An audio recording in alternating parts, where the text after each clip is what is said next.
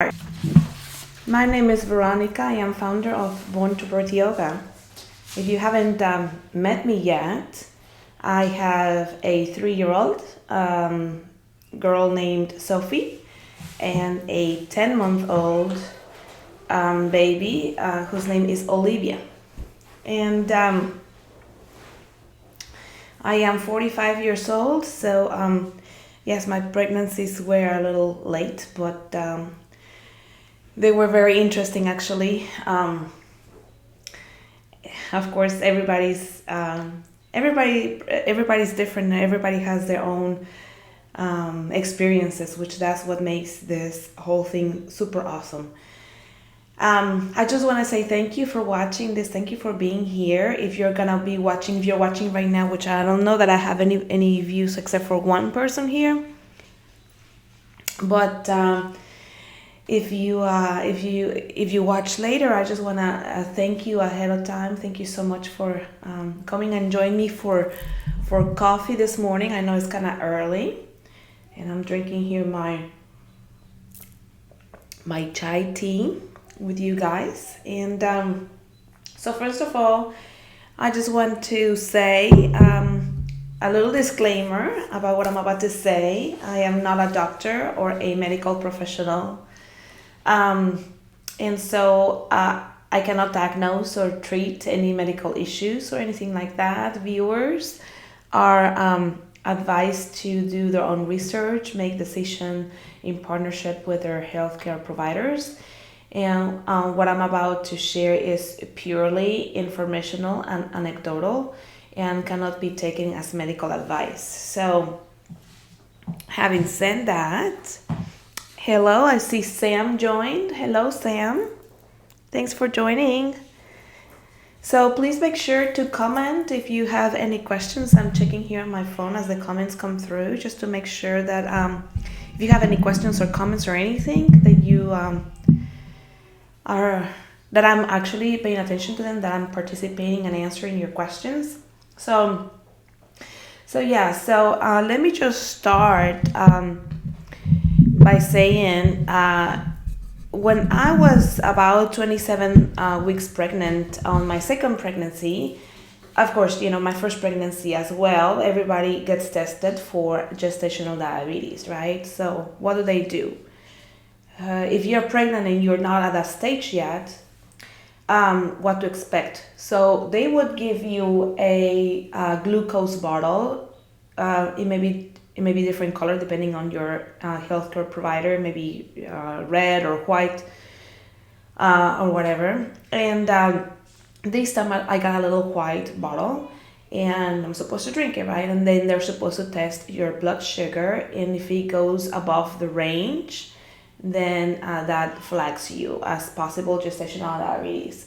So what is considered to be normal? So when you wake up in the morning, your blood sugar is probably going to be low because you haven't had anything to eat throughout the entire day or the entire night. So the correct range should be about 90s, maybe 80, but nothing about 120 because that's considered kind of high. So throughout the day as you eat, then your blood sugar is going to spike up, and depending on what you eat, the sugar goes into the bloodstream. The extra sugar goes into the bloodstream that was not used by your muscles. And so insulin is what helps, or your natural insulin that your pancreas generates. It's the vehicle by which the sugar that you consume, whether it's in form of true sugars or carbohydrates, that gets inserted into your muscle cells for energy with insulin. So insulin is like the little boss that's carrying the glucose inside of it, so that you can have energy. So that's basically how the body works. So when you are 27 weeks, between 24 and 28, I want to say, weeks pregnant, then you get tested by your healthcare provider. And hi, Rosie. Thanks for watching. And so you get tested. And my first pregnancy, I got tested. Second pregnancy, I get tested again. And on my second pregnancy, I came home and I'm like, I don't feel good. I feel really tired. I'm gonna test my blood sugar. And because I have a little kid. So I tested and I'm like, 130. That doesn't look good. I'm almost sure that I'm gonna be called. And sure enough, they called me that they wanted to do a second test. So the second test involves a 3 hours tolerance test, which they give you, the same kind of glucose, but it's over a period of 3 hours, and then they test you to see how you're tolerating the sugar as you take it. And I had to say, I have taken that tolerance test once before, and not for pregnancy. I did that back in my late 20s or mid 20s because they thought that I had regular diabetes. But actually, I ended up getting diagnosed with regular diabetes in my late 20s. And I was able to reverse it. But that's a different story. And maybe I'll tell you a little bit about it in a little bit. But I knew what that tolerance test was going to be like. And I remember feeling so incredibly sick. So incredibly sick. I wanted to throw up. I wanted to just do nothing but just pass out. I was so exhausted, so tired, and so sleepy, and wanting to throw up. I felt horrible. And I was like, I don't want this amount of sugar going to my baby. So I called the doctor back and I said, I really do not want to do the 3 hour tolerance test.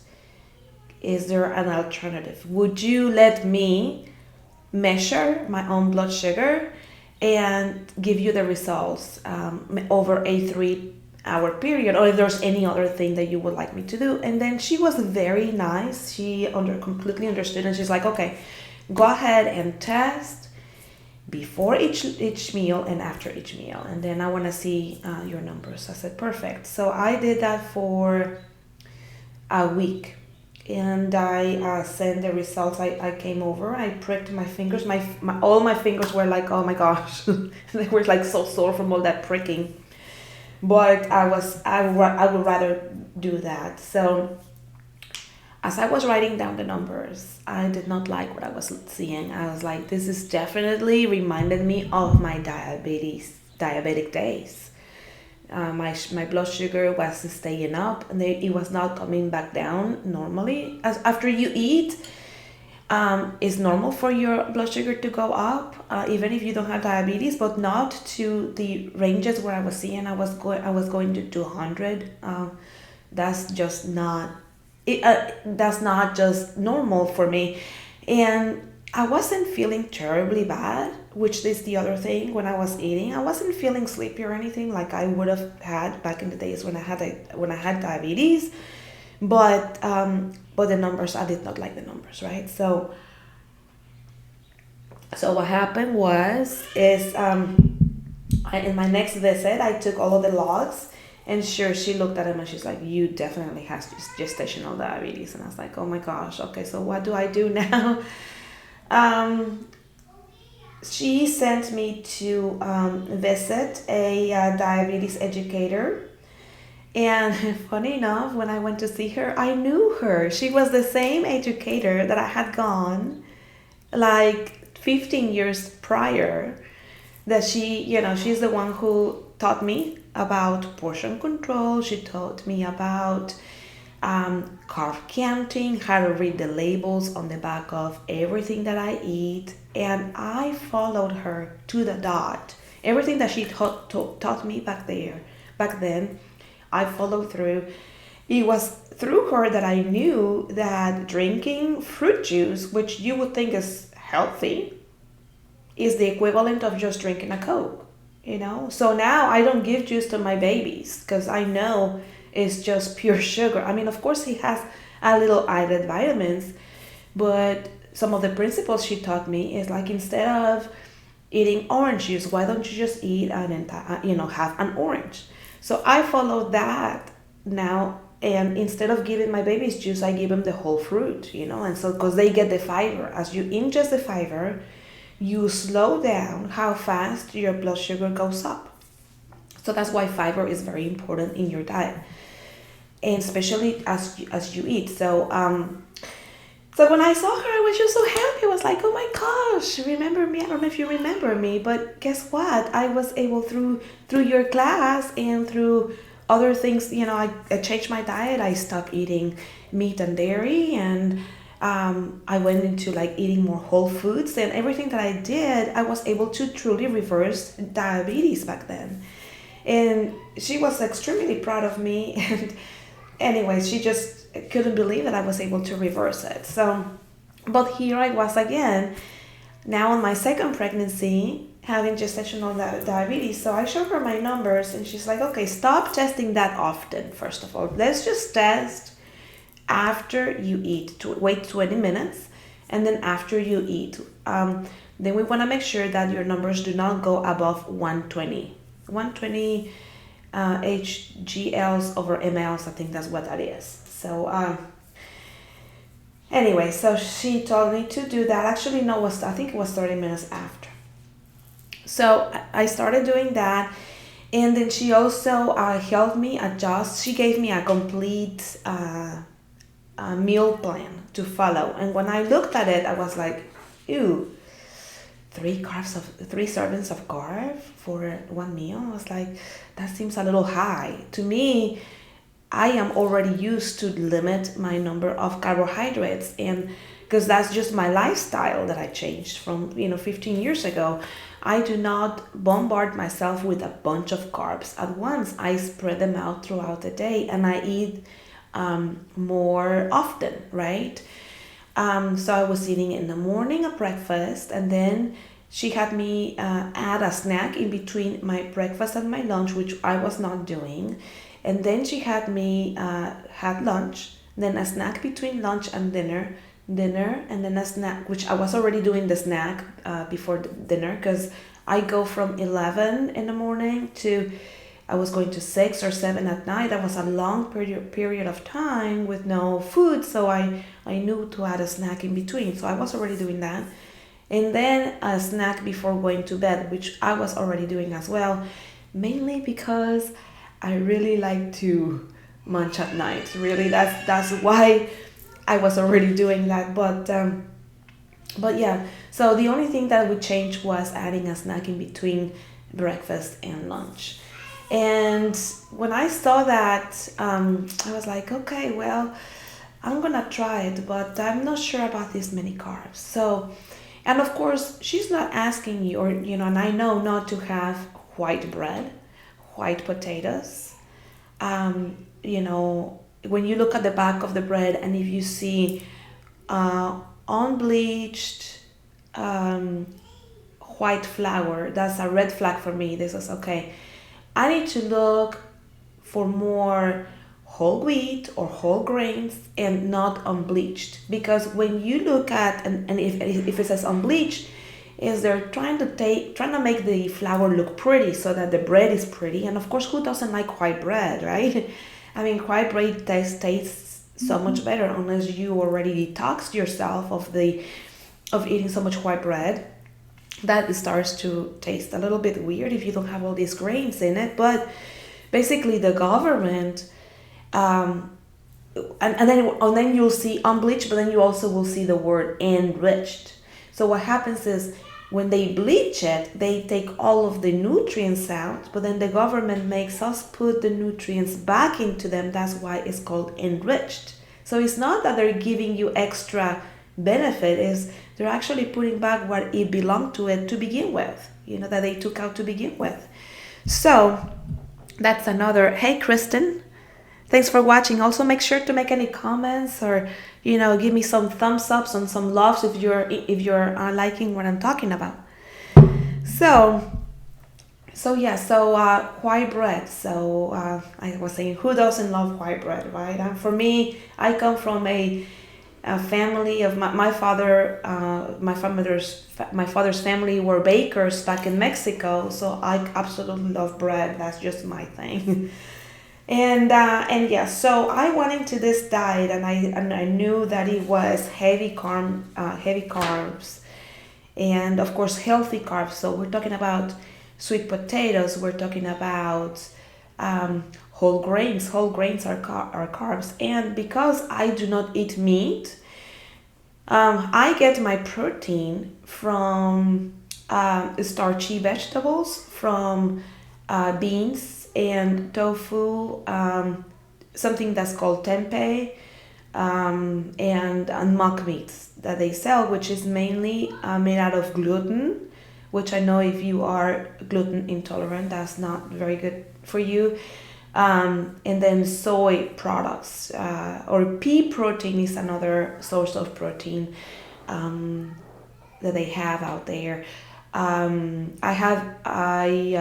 was drinking at that time a oat milk. I completely stopped taking it because the oat milk has low concentrations of protein and high concentrations of sugars. So I completely stopped my awesome Oatly, which I don't know if you saw the Super Bowl, but there was a commercial about Wow Cow, or No Cow, Wow No Cow commercial about an oat milk. That's my favorite milk. It just tastes so good, but it's just had so much sugar. So I completely stopped that, and I switched to a milk called Ripple, which is made out of pea protein, and I actually took it to my gestational diabetes educator, and she's like, oh, this milk is better than cow milk, because it has extra vitamin B12 and extra vitamin D and calcium, and just the protein is as good as cow milk, or even better. It has, I think, 8 grams of protein, I believe, or 8 or 9 grams.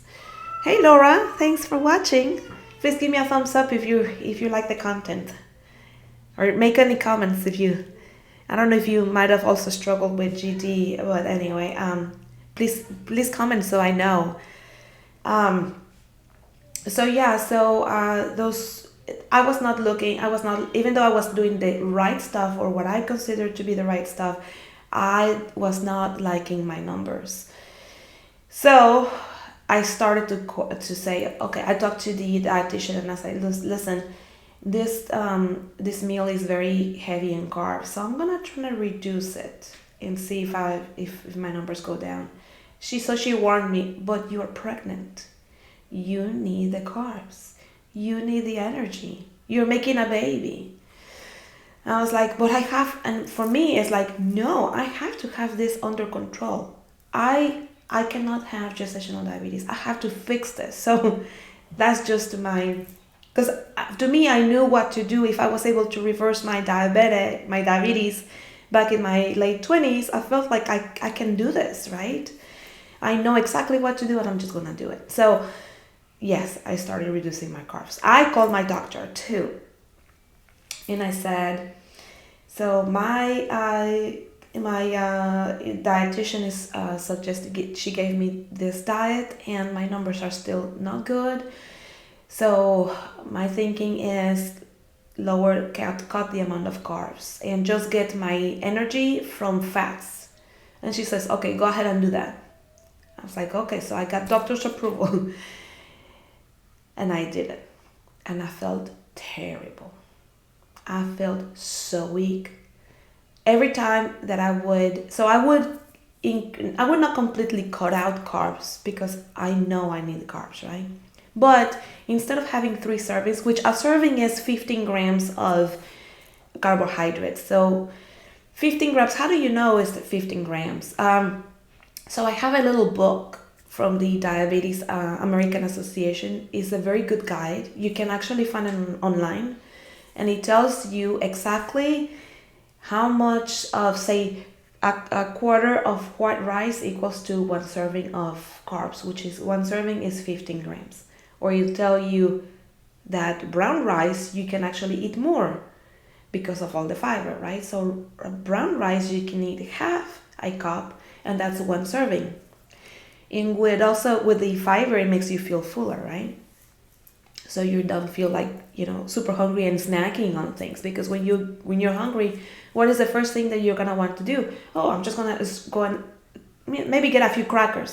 Okay, if you're getting all these crackers, you're getting all these empty calories, because there's really not much nutrition on your average regular cracker unless you're getting a whole grain cracker made of nothing but grains, right? Or maybe a different variety of grains. So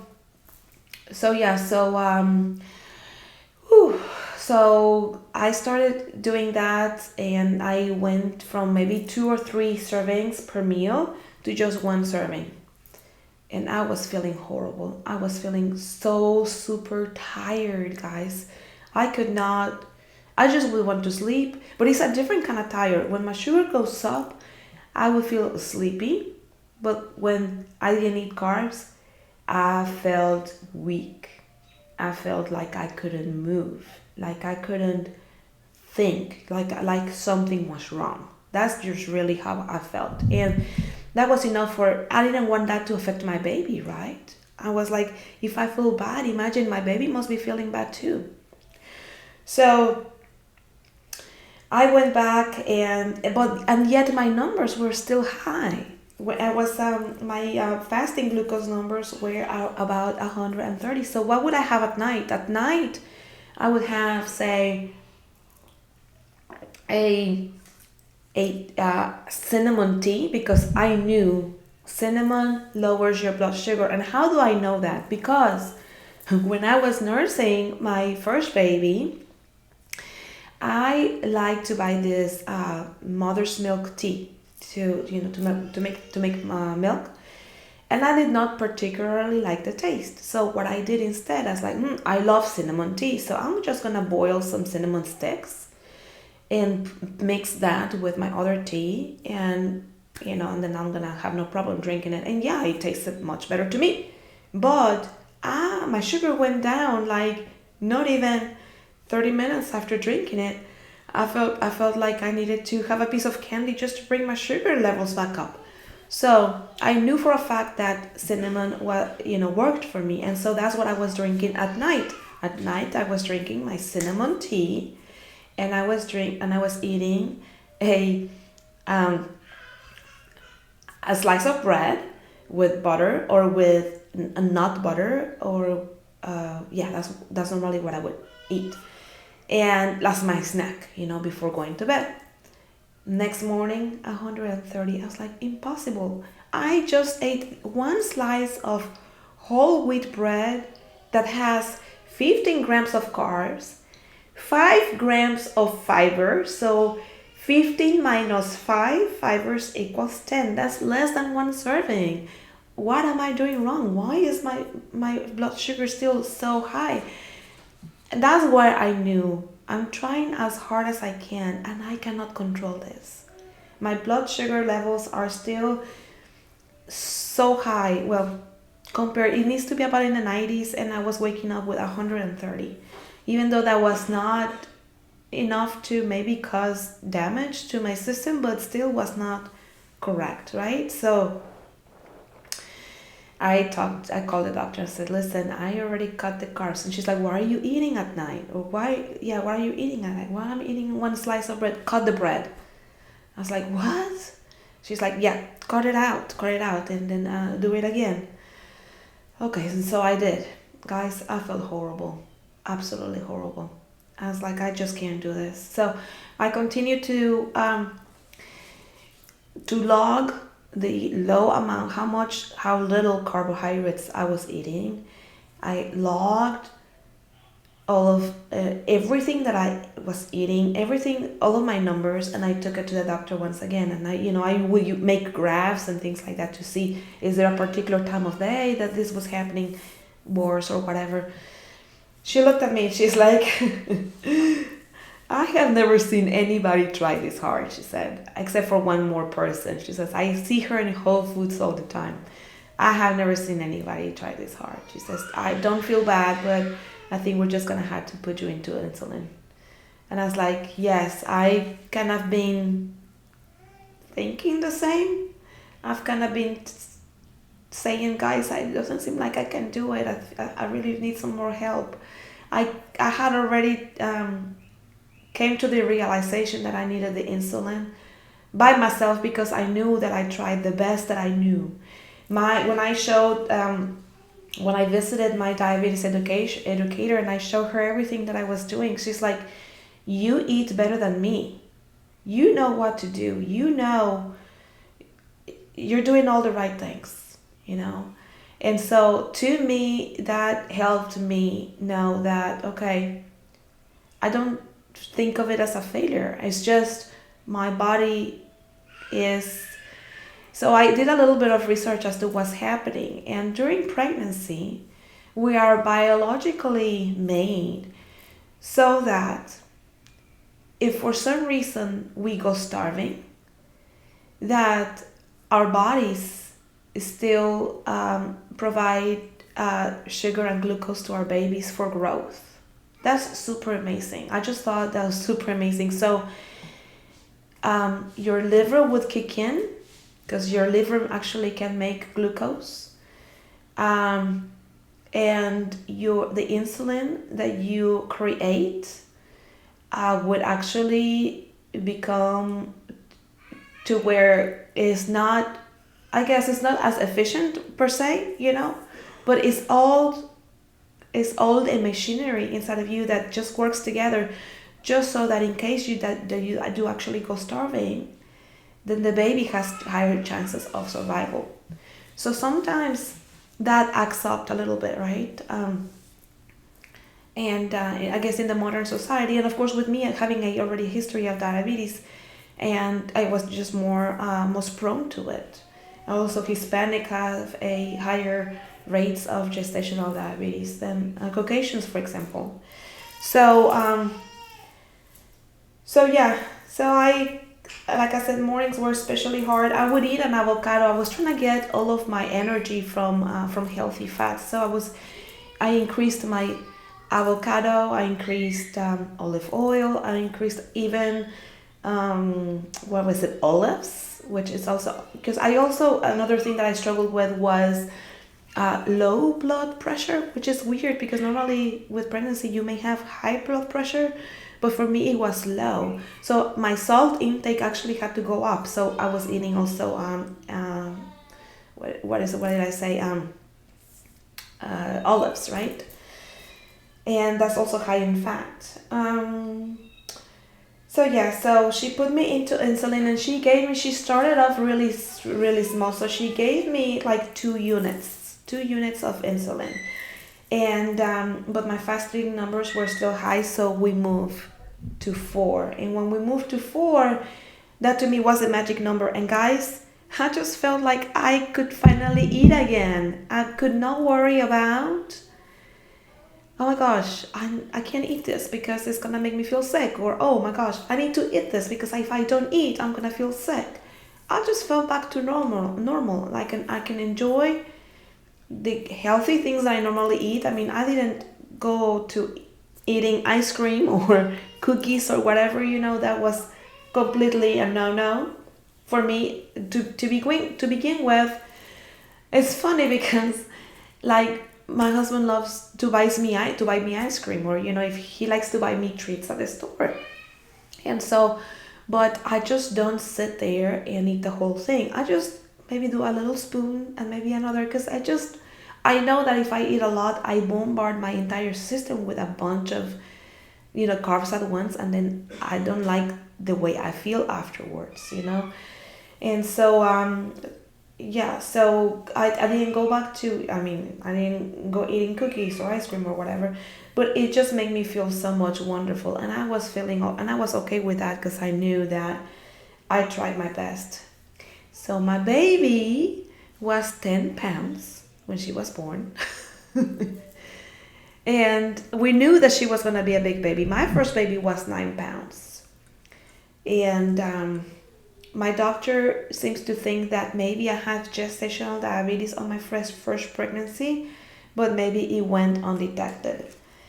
And that's why she was so big. I think that I just make big babies on top of the diabetes, right? but I think that I make big babies. My mom, all of her 6 kids were big, except for her twins. Her twins were thankfully not 9 pounds each, but she had big babies, and she did not have gestational diabetes that she knows of. Both my sisters had big babies as well, so it's just, I think that's just how we're made. But with my first pregnancy, I was diligent also about checking. So when I got tested for gestational diabetes at 24 or 27 weeks on my first pregnancy, I knew that I was going to pass the test, because the moment I drank the thing, it didn't make me feel sick. And I was like, and as a matter of fact, normally if I eat something sugary, that's just my normal self. If I eat something sugary, then about an hour later, my sugar will crash and I feel hypoglycemic. And when I feel hypoglycemic, I just need a little bit more sugar to bring me back up. And the symptoms of hypoglycemia is you just feel extremely tired and confused. Like I start to get jitters in my hands and really confused. And I still have that condition, even though back then I went back to the doctor to say, well, why do I keep on getting hypoglycemic? I must still have diabetes. So they did all the tests and they're like, no, you don't have diabetes anymore.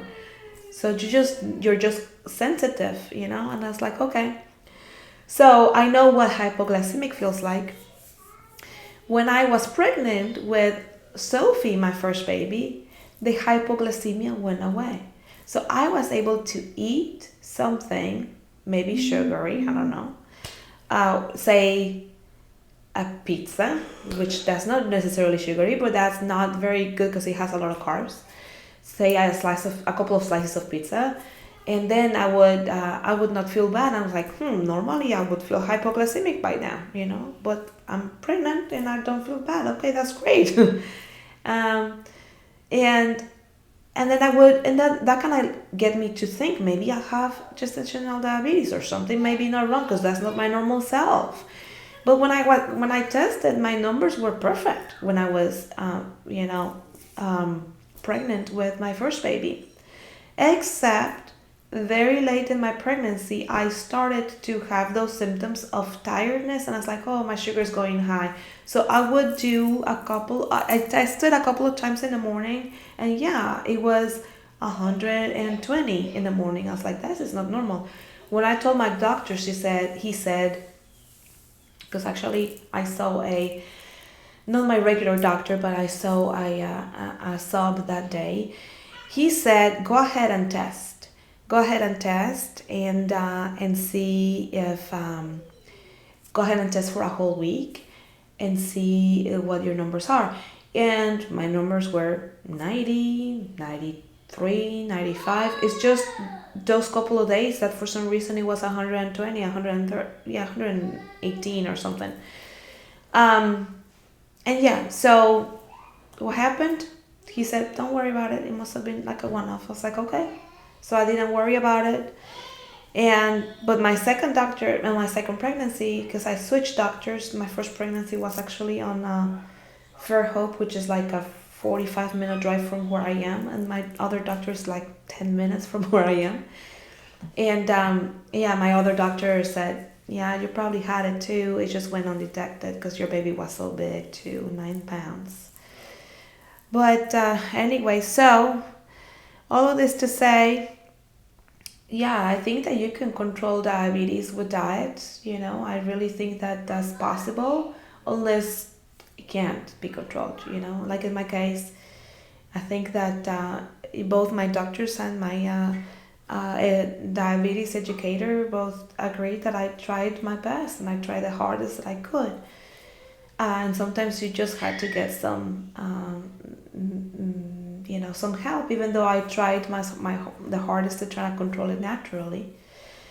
And when I had the baby, it was at the very beginning of COVID. So I had my baby at the hospital, and I had my baby about 7:13 at night, and I was extremely hungry because I think that the last time I ate must have been around lunchtime. Yeah, it was about lunchtime because I went for lunch, then I went to my doctor's appointment. She did a membrane sweep that time. I came home and my water broke about 3:30, and at 7 I had my baby. So p.m. So I was super hungry, and there was nothing. The hospital restaurant was closed at that time, and there were no restaurants open. So no takeout. I had no food at home. I don't think, because otherwise I think my husband would have come home, and I was starving to death. Nothing to eat anywhere. So we ordered pizza. It's like, I can't have pizza. I have gestational diabetes. um, oh well, I had pizza. My next morning, my numbers were 300. I was so scared. The nurses didn't seem to be worried.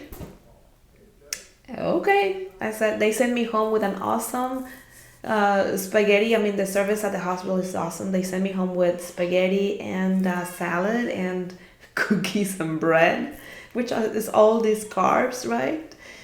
And I ate it, and my numbers were back down to normal after I had my baby. So it's just during the pregnancy, and my body kind of recovered itself very quickly. So anyway, so I hope that you found this anecdote interesting and informational. Please comment below if you're not watching right now, and if you're watching this later. Please make a comment. Drop me a comment here on this live, so I know whether to have these type of conversations going forward. If I have enough interest, please know that. In the future, what I'm planning on doing is hopefully having some mamas come and share about their experiences about the birth, their struggles. I think just so that we all can learn from each other. I think it would be a wonderful thing to do. I'm also planning on bringing some maybe experts, bringing physiotherapists. I know one that she's super excited about this, about my coffee with Veronica, and she wants to participate. I'm thinking about bringing lactation consultants, possibly doctors or midwives, doulas, basically like healthcare providers, or anything that we can benefit from. So please comment below and let me know what topics would you be interested in learning more about or hearing more about. So I have a website, is www.borntobirthyoga, so you can look at it. I think my babies are having a lot of fun, hopefully. I don't know if you guys can hear. So there's some exercise videos there that you could do with baby, or postnatal exercises, and prenatal. I have a guided meditation for late pregnancy that you can download to your phone and listen to in your late stages of pregnancy. I have a newsletter also, so make sure to sign up to my newsletter on my website. And my next classes start on March 6th, prenatal, postnatal, and baby and me. We have it every weekend. Please make sure to check out and see if this works out for you. Now, I know some of you that just recently joined our group are pregnant, but are really in the late stages of pregnancy. So if you are interested in learning more about what to do in these late stages and don't want to wait until March 6th, make a comment to the group and let me know that, and maybe I can get a one-on-one session with you, and so that I can share. Actually, I do have a recording of a yoga class that I did for late pregnancy for one of the mamas that I can share. So please make sure to comment if you're interested in that, and I can send you the link. Now, of course, I have my Facebook group that you guys are part of. I have Instagram, Twitter, and you can always send me an email at veronica.diaz, D-I-A-Z, at Born to Birth Yoga. And ladies, thank you so much for coming and for being part of all this. And I hope to get some good feedback, and we'll talk to you soon. Sounds good? Thank you. Namaste.